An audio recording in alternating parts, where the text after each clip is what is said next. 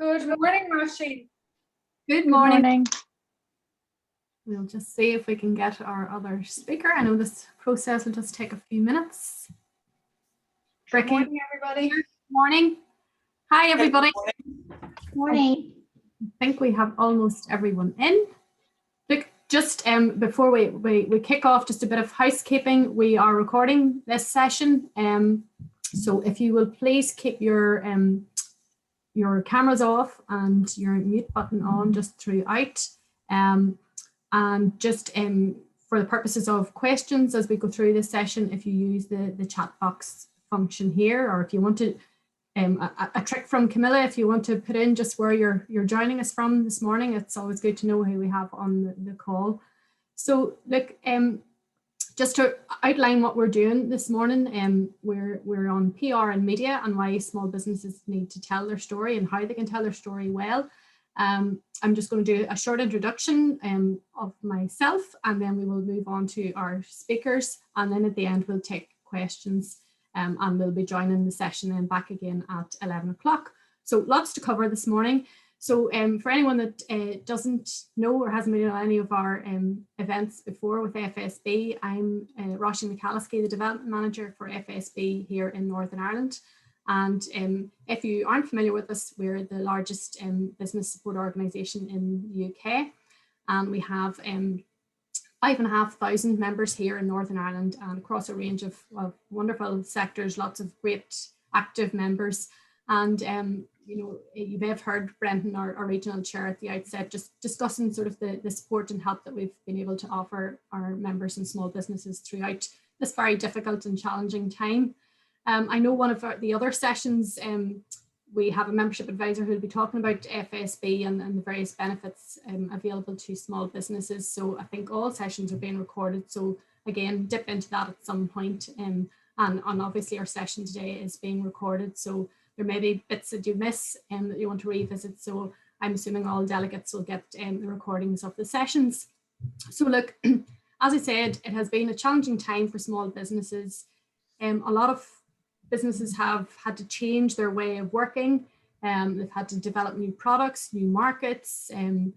But those that have been really successful have encapsulated what they've done and what they've done well. They've been able to take opportunities in the media to create great PR campaigns around the activity that they have been doing, whether that's something in terms of goodwill with the community, or, as I say, whether it's developing a new product or looking to a new market. Brendan talked about creating an opportunity within chaos, and those businesses that have been able to do that have, you know, I don't know how, but they've managed to survive over the last 16 months. And a lot of them have had brilliant stories to tell.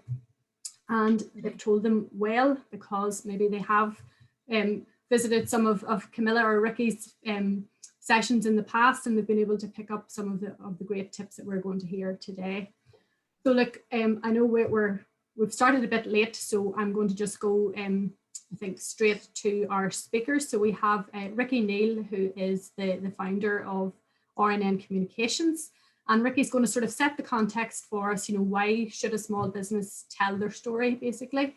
And then we'll move on to Camilla Long. Camilla is a co-owner and director of Bespoke Communications with the lovely Sarah Travers, who is our host for the conference today. And Camilla is going to give us some real sort of practical tips so that you can carry your story forward and tell your good story. So I am going to share my screen now. As I say, if you can keep your microphones on mute, and just as questions come in, stick them into the chat box and we'll come to them at the end. So let me try and share my screen here, and then we'll move on to Riki. So just see.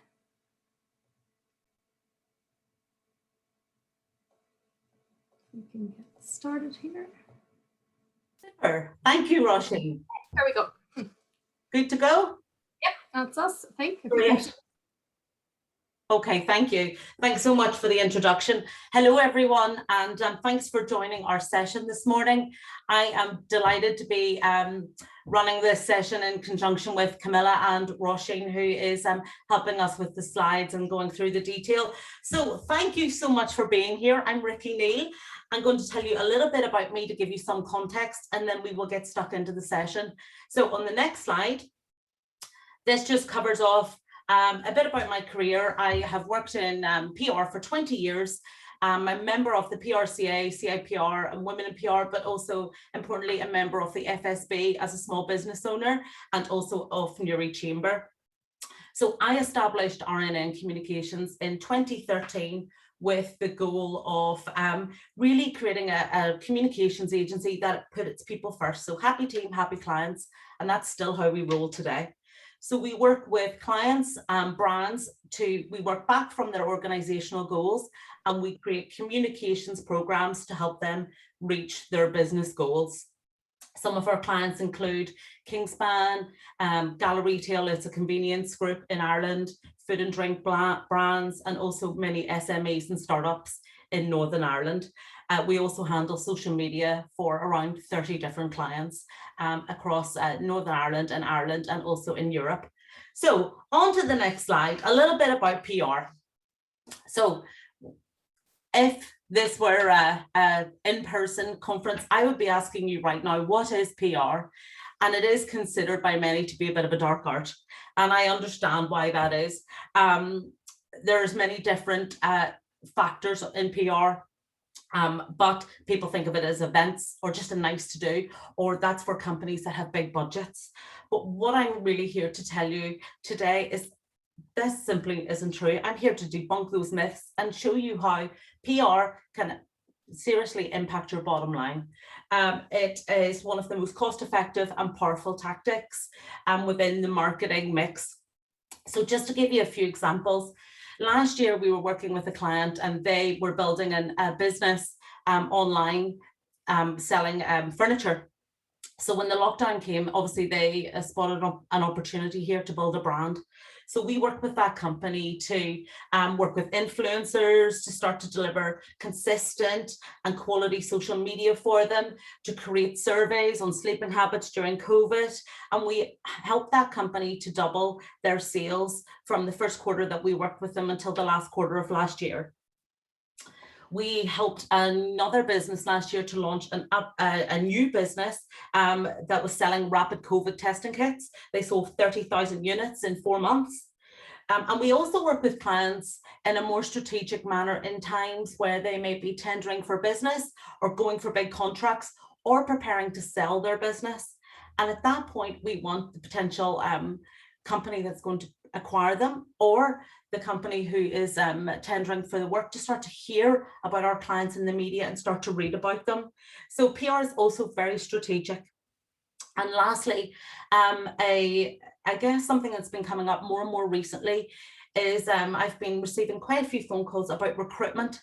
So there's a lot of companies out there that are doing well, especially in manufacturing, but they're having serious problems with recruiting staff. So we're starting to look at building these community engagement campaigns to really raise awareness of that company and why it's a good place to work. So local community programs and also internal communications programs for those businesses. So that's a little bit about PR, but we'll move on to the session. So we all know it's a busy world. I don't need to tell you that. We are exposed to thousands of messages every day. COVID arrived and that made our online world even busier. So it said that, there's 20% more messages online, but also people are spending 20% more time in that world. Fake news is on the rise and people are really oversaturated with information. And as a business, it really is too easy to blend into the noise. And this is where the beauty of mainstream media, or earned media as we would call it, can really come into its own. It's a really powerful resource. It is editorial in nature. It's thought to be much more authentic, not perceived to be paid for, and it's proven to be a much more trusted source of information. So in Northern Ireland, our mainstream media is quite limited. We have obviously the nationals, the dailies and the Sundays. We have broadcast radio and TV and some online sites. But with our limited media here, there's great opportunity. There's no one on this session today that couldn't appear in the Belfast Telegraph in a nice feature page or in the business pages. Same with the Irish News or with Belfast Live. That is very possible. So it's within everyone's reach. And I'm going to give you 5 tips on why I believe that you should consider media relations as part of your mix. Okay, so first up is telling your story. So PR is all about storytelling. It's about crafting a narrative around a business and its products and services. So it's taking you from being a company that sells a really great product to becoming a brand. So when you think about going to meet someone for a coffee, someone that you haven't met before, a business associate, you've probably done a quick Google before you've met them. You want to check out their photo on their website. And then when you meet them, you start to get a rounded picture of them. Are they married? Where are they from? Which county? And often for us in Northern Ireland, which county isn't good enough. We need to know which town, and then if they know someone and someone else from that town. And that is exactly the same with business. We are trying to get that rounded picture, and that's what a brand is. And media relations can really help you with building your brand. It can win the loyalty and affection of your audiences. It can allow you to connect with listeners and viewers, and it can importantly generate sales in your company. So on to the next point. This is a bit of a no-brainer and very obvious, but media relations can deliver awareness and brand standout for your company. It can build the personality of your brand. Just actually this week I was listening to a podcast called the High Performance Podcast, and there was a lady being interviewed who invented the Tropic skincare brand. Now I've heard about this Tropic brand, I've heard a few people talk about it, but now I totally understand the values behind that brand. And where I might have heard the noise in the background, now I'm interested in buying that brand. And that is exactly what we're hoping that we can explain to you how media relations could work for your business. So to recap, earned media is free. So this is not like traditional advertising. There is a cost if you're working with, a PR agency such as RNN for Our Time or any of the other great agencies here in Northern Ireland, but it's the fraction of the cost of a traditional advertising campaign. You can get great value from media appearances. So if you're featured on Belfast Live or in the Irish News, you can repurpose that content for your website, for your social channels, take some quotes from it, use it in graphics in the months ahead.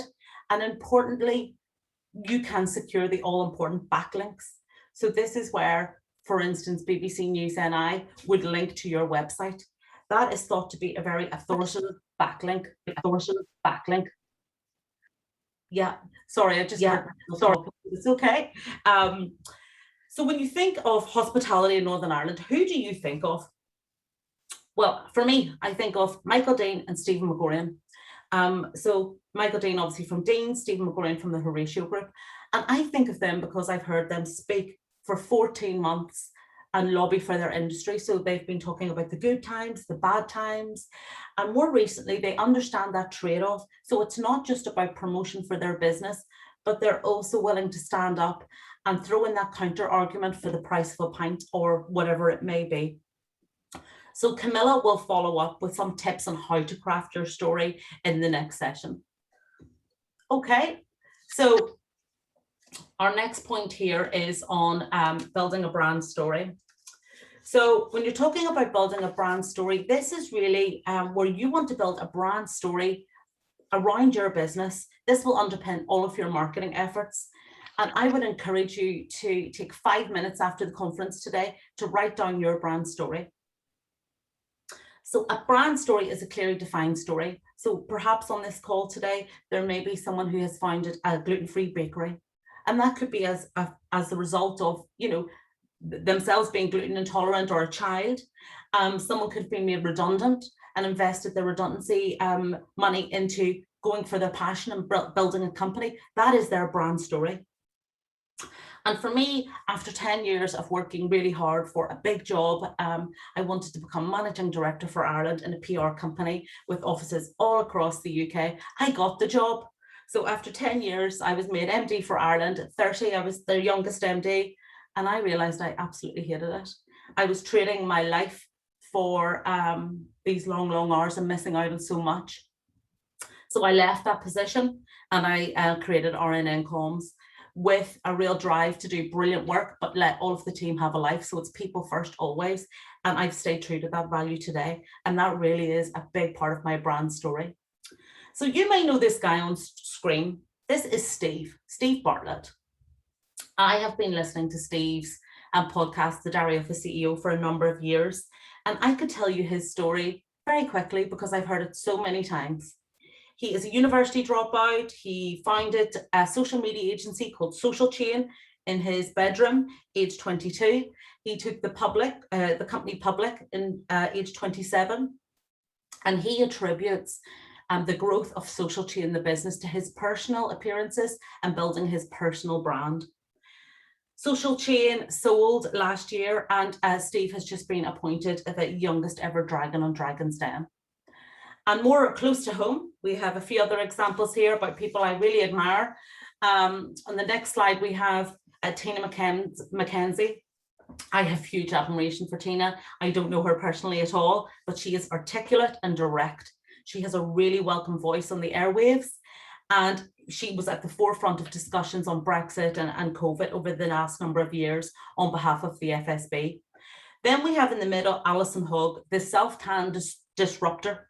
She started a brand called Vita Liberata in her kitchen aged 40 and grew that business to having people like Kylie Jenner post with Vita Liberata.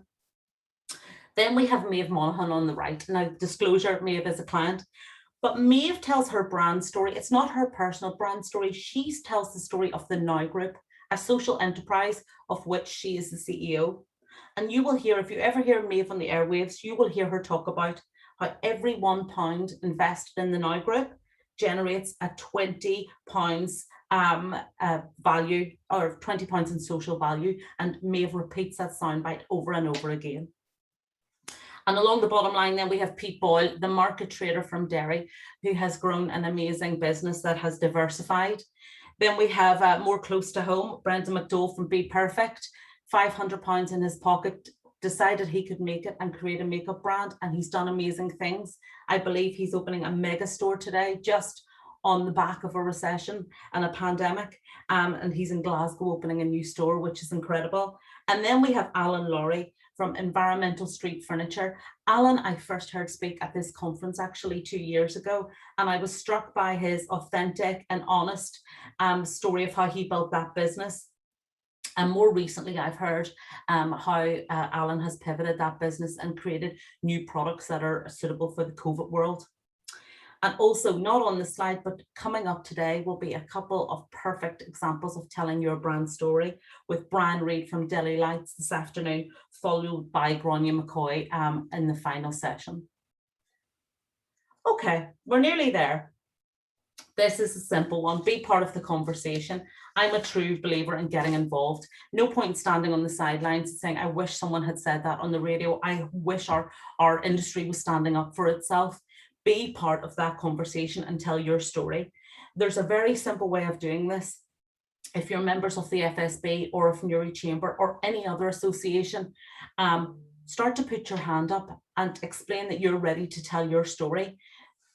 The folks, the communications people in the FSB and the Chamber will help you to craft that story, but that's an easy way in. So when the media, BBC's coming to Newry and they speak to Newry Chamber, we want a few business owners to speak to. They will have you at the top of their mind to go to. But just be aware, just a small point is that, you know, before media interviews, do get your ducks in a row. If BBC's coming to Newry to talk about Brexit, know what your speaking points are around and get your ducks in a row. And you know, that's what we do with our clients. We work with clients to hone those messages. But obviously, if you don't have a PR company, just speak to a trusted colleague or an advisor and run your conversation points by them. And last but not least, this is a point that is so often missed, but I really do think it's really important. Brands that are strong brands perform much better in times of crisis. So when a crisis happens on your company, as it does on many, you have to manage that crisis. You can't halt it. You've got to manage it. And trusted businesses are given the benefit of doubt. So we will all remember this Volkswagen scandal dubbed the diesel dupe. That was in 2015, believe it or not. It affected millions of cars. But 5 years later, Volkswagen is selling millions of cars. I read in the Irish News a piece last week, a car review, and it referred to Volkswagen as being the reliable and trusted brand. And that is really because they have invested in building a brand for 50 years, a brand that is based on reliability and performance.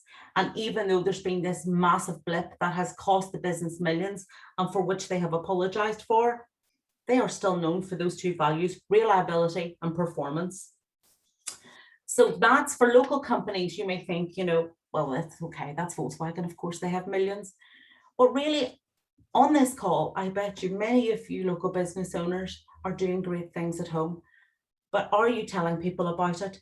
So if you're a small business owner, you can be talking about local sponsorships, the employment, what you've done over the last 14 months to keep your employees in a job, any new services that you've launched, how you've given back to your community, and you start to form that rounded picture. That's your brand personality and how you can build your brand.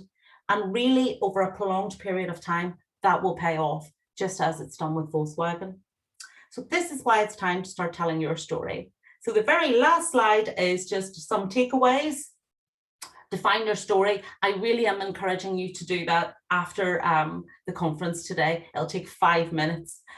So just note those down and tell people what you do, how you do it, and why you do it. View media interviews as an important part of your marketing and growth strategy, and choose to say yes. It does take preparation. It takes people to stand up a little bit. Even doing this for me today, that took a bit of preparation, and also, stepping outside of my comfort zone a little bit. And I would normally say practice makes perfect, but Camilla has told me that doesn't exist, this perfection. It's practice makes progress, and that is my new phrase from now on. So thank you very much for listening. I hope you got something from this session, and I'm going to hand over to Camilla, who is exceptional, and she's going to tell you how to do it. Well, thank you so much, Riki. Honestly, whatever you're selling, I am buying. You always do such a great job of putting that context out there for us, and so many great points that I've picked up in your session there. Things that I would potentially never think about if I'm positioning my business for sale, the strategic role that PR can play there. And you have touched on a huge point that for so many businesses now is the bottleneck to growth.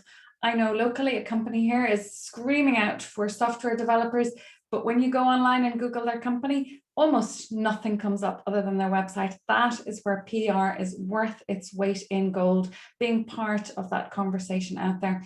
So look, Riki, you've talked about pushing yourself out of your comfort zone. I'm really glad that you've made the reference to that, because can I just please assure you, all of you that are listening today, that it is not easy for anyone to put themselves forward and decide that they want to stand on a stage and give a keynote, or put their hand up and say, yes, BBC, yes, Q Radio, I would really love for you to come along and interview me.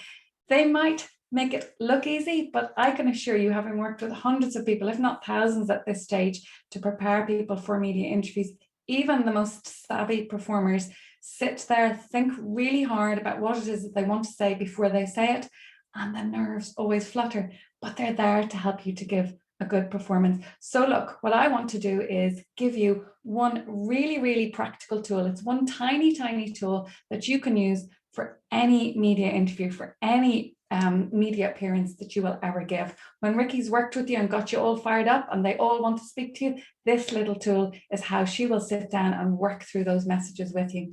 There's a little photograph on the screen there in front of you. I'm looking at the photograph. Hopefully I'm still recognizable from it, because it is about 5 or 6 years old. My gorgeous business partner, Sarah Travers, whom you've met already, she's hosting the conference today. We came together 6 years ago to form Bespoke Communications. Riki, when you get me that business profile piece in the Belfast Telegraph, I hope I can still use this photograph. I'll still be using it when I'm 70. I'll be on my walking stick still using this photograph. And look, in our time together at Bespoke Communications, Sarah and I have really worked with people to do what Riki has talked about today, helping people to tell their story. And look, without further ado, what I'd like to do now is to play the interview that launched this session. Cast your mind back to March of this year. It was cold, it was wet, it was miserable. We were all under house arrest on lockdown 3, I think it was by then. And I heard this interview come on BBC Radio Ulster. And I immediately got on the phone to Roisin and said, you know what, one of your members has just come on the radio and delivered an absolutely perfect small business media interview. I think lots of other people need to know how to do that. And that is where this session was born. So I will be asking you questions at the end of this interview. I know that the A-levels and the GCSEs are all over now, but I'm going to ask you to tune into this interview. And at the end of it, I'll have a couple of questions for you. So listen closely for the next 4 minutes to what Alan Lowry of Environmental Street Furniture has to say when Richard Morgan from BBC Radio Ulster turned up to interview him. But Richard is in Bangor for us this morning, looking at how businesses have repurposed operations. Hello there, because of the pandemic. Yeah, I'm at Bangor Marina. It's a beautiful but chilly morning, and the water is glistening in the early sun. And just a disclaimer, you may hear seagulls during this item as they look for their breakfast at this time of day. But yeah, I'm here this morning to talk about businesses repurposing as a result of the pandemic. And if you listen to this, that hum you can hear is from a hydropod, a hand wash station. It's a tall blue installation that dispenses hot water, soap, hand towels for people using the marina. And the man behind this is Alan Lowry from Environmental Street Furniture. Morning, Alan. I suppose first of all, it's worth noting that the main source of your income, your business model, disappeared overnight. Good morning, Richard. Yes, it did indeed. Going back before 12 months ago, 80% of our company's business was in export. We supplied the theme parks and experience attractions and cities and towns around the world.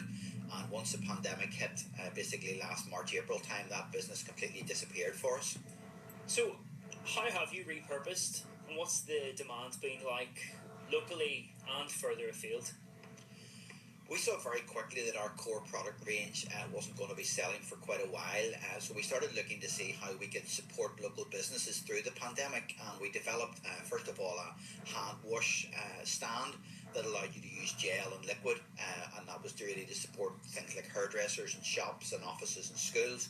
We then developed on from that this hand washing station, which we have in a lot of council areas and a lot of marinas, places where a lot of people can use it at once. And really without that, we wouldn't have had enough business to keep our doors open and to keep our staff employed. So it was very important that we repurposed our business quickly to do that. Has there been international demand? Initially, we didn't have any export sales, but more recently we've started to see sales coming in from places like Poland, Canada, and just last week we shipped an order to Dubai. So we're hoping that we can take that product range globally now as well. Is this a market you're going to continue to pursue? Do you see demand for the likes of this station that we're standing beside, for the hand sanitisation stations? Do you see that the demand continuing, increasing, levelling off? I think the interesting thing is that as a business, even though we lost so much export sales, we were able to achieve a very similar sales figure last year to the previous year, purely by introducing these hand washing and hygiene products. So I think the challenge for us now is to keep those products, to keep them moving globally as we are, and also then to get back into our core markets when the theme parks and the experience attractions start to open. I think the idea of hand washing and hygiene will be with us for a very long time yet, and certainly it's a product range that we intend to keep and keep developing locally. I've been asking business owners on the programme this week to reflect on the last year. What have the last 12 months been like for you? It's been a very challenging 12 months. You know, we're a small business, we're a family-owned business, and it's a real challenge when you think you have to pay staff at the end of every month. Obviously, the furlough scheme helped a bit, but at the end of the day, there's still a lot of business costs there. So that's been a challenge, just trying to navigate and manoeuvre our way through that, making sure we can repurpose. We've been very thankful of people like the FSB who've been able to give us a lot of good advice and help and guide and direct us along the way as well. So I'm hoping now we're coming at the back end of this and we'll be able to look to a brighter future with the new products and with our existing products back again as well. Alan Lowry from Environmental Street Furniture, thank you very much indeed. That is just one example of how businesses have responded to the pandemic. Firms large and small have done the same. Some of our large manufacturers, for example, converted converting their factories to make people. Well, you know what? Just a great job by Alan there. I did say I was going to ask you questions, so I will ask you please to interact with the chat if you could. I would love to hear, what's your impression of environmental street furniture? What are you taking away about that business? What are the types of things that jumped out of that interview for you? What messages did you hear? I'd love to hear your impression of the company, having heard Alan in action. If you could drop those into the chat, it would be really good. As Riki had said earlier, this is a really great example of Alan sharing the story of his business. He has, again, as Riki has said, that opportunity lies for all of us. Colm Shannon, I know you're with us from Newry Chamber, and just as much as Roisin and the team at FSB have done for Alan, when the journalists approach a membership organisation such as Newry Chamber or FSB, they will always be keen to speak to businesses on the ground. So please do pop your impressions there of Alan up on the chat. What do you think? Dee is telling us they didn't stand still during the pandemic. You're absolutely right, Dee. You can definitely pick up the idea of a business that was on the ground, thinking, trying to move forward, trying to be progressive. Sandra is saying, yeah, Alan's determination to overcome adversity is absolutely commendable there. And what are we saying? Innovative, absolutely, Christine. Confident of their business column, absolutely. Can-do attitude, looking out for his employees. That jumped out there, didn't it? A methodical mindset, doesn't panic. All really great impressions. If I were a company who was thinking that I needed to look at some kind of a hand washing facility for my business in order to keep the public safe, I know that had I heard that interview, absolutely I would be approaching Alan to have a little conversation to see if he could support me. I think all of the messages that are coming up in the chat reinforce everything, Riki, that you have just spoken about so beautifully, and Alan did a lovely job of that. So how did he do it? Well, let's have a look at the next slide. Here is the secret that will unlock your next interview so that you, like Alan, can get all of those messages across. So first things first, sit down. You have 4 minutes. You can see how quickly that went by. You don't have a long time. So you have at most 3 key messages that you need to get across. Decide what they are. And then what we need to do is look at ways to get those messages across in a memorable way for your audience. So define who your audience is. This is BBC Radio Ulster. Key stakeholders within Northern Ireland are going to be listening at that hour of the morning. I'm absolutely certain that there will be government stakeholders driving to work or getting ready to work from home, and they will be tuning into that programme. Other business decision makers are going to be tuning in. Alan absolutely delivered an interview for that audience. So if we pop onto the next slide, or if we move that slide along, we'll take a little look at Alan's 3 key messages that I think jumped out really, really clearly from the interview were agility. He's an agile business. He's a responsible business. We heard that coming through on the chat. You all picked up on the responsibility that Alan felt towards his employees. Who doesn't want to do business with a responsible business that cares about their employees? Customer centricity. He was thinking all about his customers. We heard that his theme parks were closed, they're temporarily dormant. So he's looking around and he's thinking, how can we support anybody else who's out there? We heard about the hairdressers that he wanted to support. He's down at Bangor Marina where people are coming in and out. I could see the boat owners in my mind's eye. So he's sitting there thinking, right, what can we do to support those folk that are out there trying to drive through this challenging time? But you know what? Key messages are just words. It's the stories that will bring them to life. And these are the types of things that Alan, I'm sure if he'd had our key message grid, and he tells me he didn't, he did that one pretty much on the back of an envelope. But what are the stories that you can tell that will jump out of that interview for anybody that's listening, that will actually reinforce the message that you want to say? If we jump onto the next slide, we'll see a beautiful thought for the day. My lovely friend Michelle sends me a thought for the day, beautifully crafted, every single morning at about 6:30. And this was her thought for the day about a few months ago. We don't remember days, we remember moments. So find those stories in your customer journey, in your company story, and tell those stories. If we move on and we'll see what are the things that jumped out of that interview. Well, I certainly heard the seagulls. Richard Morgan did a great job of setting that up for us. I could visualize Bangor Marina. I could see the boat owners coming in and out, and I could see that the council has a responsibility to keep people safe.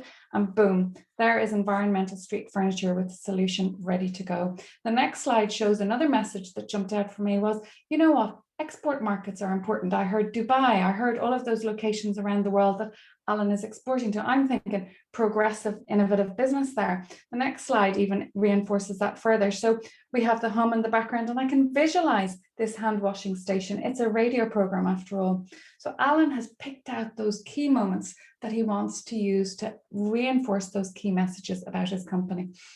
So look, that really was an interview for a BBC Radio Ulster audience. You can see that key message grid is there. It helps to clarify your thoughts, because ultimately going into that interview, if you've got your concentration, if you're able to concentrate, get your head on and really focus in on those messages that you want to get across in that short space of time, and you've decided in advance the types of stories that will help you, well then in 4 minutes, that will help you to make sure that you're compact and concise, and that by the time you're finished, those key messages have been reinforced for the audience.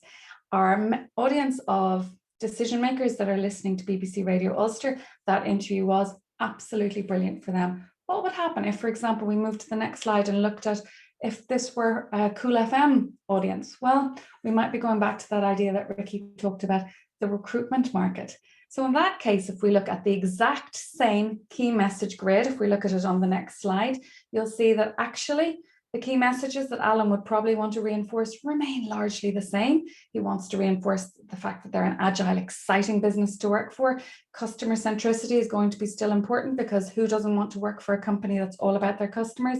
But probably the key message for this audience is going to be that this is a growing business, that there's opportunity there. So if we look, the exact same grid with a little tweak to those messages can be populated. A lot of those stories, those moments that Alan might use for his BBC Radio Ulster interview, they remain the same, but you can see that there have been a few changes there that he can then tweak and tailor very quickly, very easily, the exact same media interview for a different audience. So look, I'm keen to make sure that you all have a chance to ask questions of Riki and I, so I'll keep moving. I want to raise one more point before I go, and it comes back to that whole idea of pushing yourself out of your comfort zone. Everybody comes to me when they talk about a media interview and say, yeah, but what about Stephen Nolan? What about this guy? He's just going to come along and devour me, tear me to shreds. I think the next slide shows what actually any journalist wants to do. What they're there to do is to take the stories of the moment and to use your company as an example that they can use to round out a picture for their audience. They want their audience to understand the current issues, and they want you to help them to do that for their audience. They're not there to catch you out. You know what? Absolutely. And Riki has raised the point very, very well. You will need to be aware of current issues that are going on in your market. You will need to be aware of potential challenges that are coming down the track, because the journalist will absolutely be aware of them, and they want to help their audience to make sense of those stories too. So that's where actually a great PR consultant is worth their weight in gold. They can see around corners. They can help you to set that context really nicely for your interview. But please, can I please reassure you at this point, journalists are not there to catch you out. They're there to get the story from you in order to provide as rounded and as full a picture of the issues that they're talking about for the audience that's listening to them.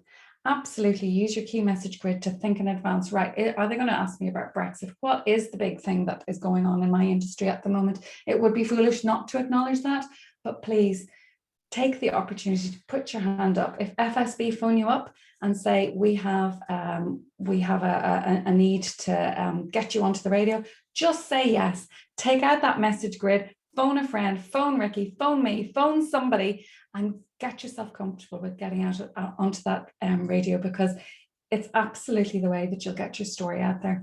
And look, if that whole idea of pushing yourself out of your comfort zone seems as though you'd like a little bit of support along the way, I'd like to take this opportunity to explain to you about our Speakeasy Club at Bespoke Communications. Really, we've helped hundreds of business owners to become visible in the networks that need to know them by helping them to overcome any reluctance that they feel to speak in public, to appear on video, to appear on camera with the BBC. It's an online program that steps you through everything that you need to know to make sure that you tell your story brilliantly. So look, with that, I'd like to hand back to Riki, and Riki, you could probably do a little bit of a close to today's session. And I think we probably have about 5-6 minutes in hand. So any questions that you've got, please start popping them up on the chat and we're here to answer them. Thank you all so much for your time. Well, we hope you enjoyed that. Thank you, Camilla, that was super. And, you know, we really enjoyed delivering this session for everyone. You know, I think what we'd love to take everyone to take away is that media interviews and profiling you and yourself and your business in media can be really, really valuable. It's not as scary as you think, and practice makes progress. So if you have any questions, please pop them into the chat box and Camilla and I will address them for sure. But Camilla, just in the meantime, I wanted to ask you a quick question about preparation. So we've talked about preparation, but how important is it? I'm sure there's plenty of people get quick phone calls and they kind of wing it. Yeah, there absolutely are. And I think if you're an experienced media commentator, if it's something that you've done a lot of, it is possible to turn on a sixpence and to deliver a perfectly credible and competent media interview without too much preparation. But broadly speaking, 80% of the work is done before you ever stand in front of the mic. It's actually, even if it's only 5 minutes, it's actually bringing those stories, bringing those anecdotes, bringing those moments that you know are going to help to bring your story to life for your audience. It's bringing them to the forefront of your mind so that they're sitting right there in your short-term memory, ready to go when the journalists ask the question. Yeah, thank you. I know, I mean, I really feel that for our clients, but also for ourselves, that we need to prepare. And it also helps you to deal with any of those curveballs that will come your way. And just as Camilla had mentioned about being aware of those bigger issues, a quick point on any media interview that you're doing. So even if you've prepared and it's at 5 o'clock today, do a quick scan of the newspapers that day, a quick scan of the websites, just to see if any issues have cropped up during the day that may be asked in your interview. I know Camilla had actually, I was listening to the radio one morning and I heard Camilla on the radio giving an interview, and I did spot the curveball that she handled very well. Well, thanks, Riki. Yeah, there's always there will potentially be something that is a niggling issue that the journalist is going to want your point of view on, and it's not to catch you out, it's to hear, right, what is somebody who's an expert, who's experienced in this industry, what does that particular issue really mean to them? And that is really where your PR consultant will keep you right. They will be able to flag up, look, everybody in the media is talking about this at the moment, this is the thing that you'll need to be aware of.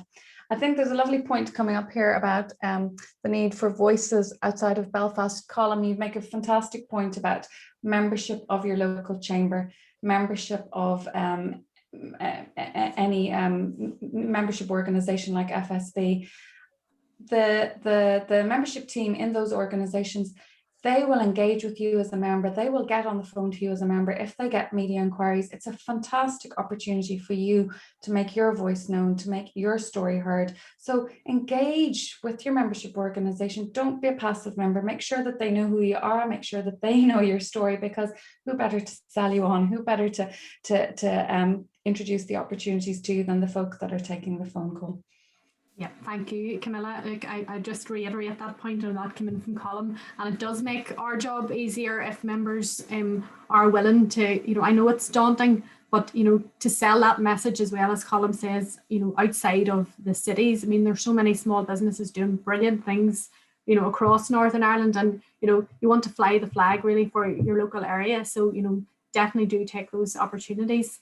I see just also another question in there about, you know, if you're thrown a curveball, how do you handle those? I know you've kind of touched on that and saying that, you know, journalists aren't really there to catch you out, but, you know, how do you handle those things that come in that you haven't prepared for or take you completely off the tangent? Do you want to speak on?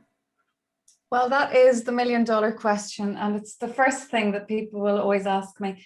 I think that came in from Stephen. Stephen, it comes back to your key messages. What is it that you want to reinforce about your company, about your industry, about the issue that you're particularly speaking about? Riki and her team will make you aware of the challenges, the potential thing that the journalist is going to ask you about. And it's about finding a way to frame that issue in the context of what it is that you want to say. probably the best way to illustrate that is with an example. And Riki, will talk about that interview that you referred to, the one where I was being interviewed, as I sit on the board of Causeway Chamber, great partner of Newry Chamber. And we were very fortunate on the North Coast that BBC Radio Ulster decided to showcase the beautiful North Coast as the day of the big reopening in Northern Ireland at the end of April. So we had the journalists there, they were interviewing local businesses, they wanted a point of view. My job coming at this from Causeway Chamber was, key messages right across the top were positivity, safety, bringing people back out there, growing our businesses again. It was all about moving forward. There was going to be no rear view mirror watching as far as this interview was concerned. It was all about positivity. But I was aware that there was particularly an issue niggling at the time in the media about the confusion, or the interpretation, perhaps is the best way to put it, of the outside laws, the fact that the smoking laws had been applied to a lot of pods that a lot of businesses had gone to great expense to put outside of their business in order to be able to accommodate people in what they thought would be a safe way outside on that day, on the 24th of April, where businesses opened outside. And I was aware that this was an issue that was being talked about in the media. I did not want that to hijack my interview. I wanted to make sure that our members got the showcase that they needed and that they deserved after being locked up for 5 or 6 months. So the journalist asked me the question, and I had an awareness that it would be coming. There are little bridging techniques that you can use to deflect the question a little bit. And then I, had an idea of how I would politely refer to the fact that perhaps local authorities needed to work with businesses in order to make sure that we could all move forward together. Yes, and Stephen, just really what I was going to add to that, but Camilla has covered it off, is that really you'd be looking at the media around the time of that interview and what those points would be. There wouldn't be any of our clients that wouldn't have prepared a Brexit answer or a COVID answer in the last number of years. And I would imagine, I don't want to speak on behalf of Camilla, but she will have had that covered before she was ever on the radio. She will have understood what was happening in the media, and that was probably a question that would come her way. So to have an answer ready. And in terms of questions that come your way that you absolutely don't want to answer, you don't have to. You can just keep talking about your points, just like, many, many great folks on the airwaves do. So, never feel pushed or pressurized into answering something. And funny, Camilla and I were talking about one of the great things that Stephen Nolan does in terms of his interview style is that he pauses. So he will ask a question to Camilla, she will answer that question, and then he'll just stay silent. And what that does is it encourages Camilla to fill the void and keep talking. And quite often, mention points that she maybe wasn't that comfortable mentioning. And it's that pause, but you don't need to fill that airwaves. Once you've made your point, just pause, just stop. Brilliant, ladies. Look, we just have just over a minute each, really, to maybe give us like a parting action for anybody on the call today. What should they be doing now when they leave the conference today? Are there an action point each that you think they should go for? Riki, do you want to start off? Yes, no problem. I've said it before, craft your brand story. It doesn't need to be elaborate. You don't need to get on the phone to marketing and PR consultants. Write down what you do and why you do it. And you will know those highlights within your journey. Just like I had, I have 20 years experience in PR, but I told you that top line, and that's my brand story. And you know what yours is too. Brilliant, thank you. And Camilla, have you anything? My follow-up to that is reach out. Get on the phone to your membership organisation team, let them know that you're there, let them know your brand story, let them know that you're willing to speak at events, that you're willing to be interviewed. Make sure that they know that if they phone you, that you're top of their list, because anybody who's willing to say yes will be top of your membership organisation's list. So do something practical about finding a home for that story and get that message out there.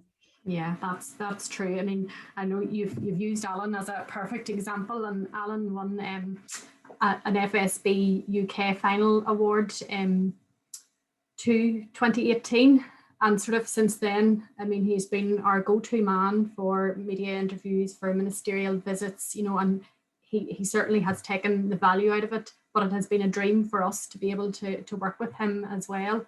And the opportunities are there. I mean, we have our award winners, the Abbey upholsterers, who I think Brendan mentioned in the outset. I mean, not only have they come through you know, Brexit, come through coronavirus, but they had a fire in April, a really devastating fire. But the good news story is they won the UK Family Business of the Year just there at the end of May.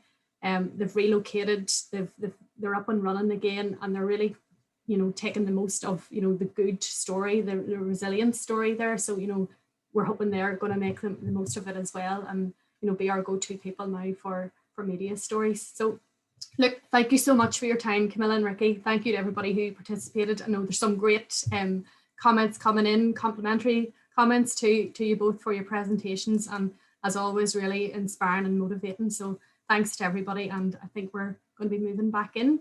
So see you then.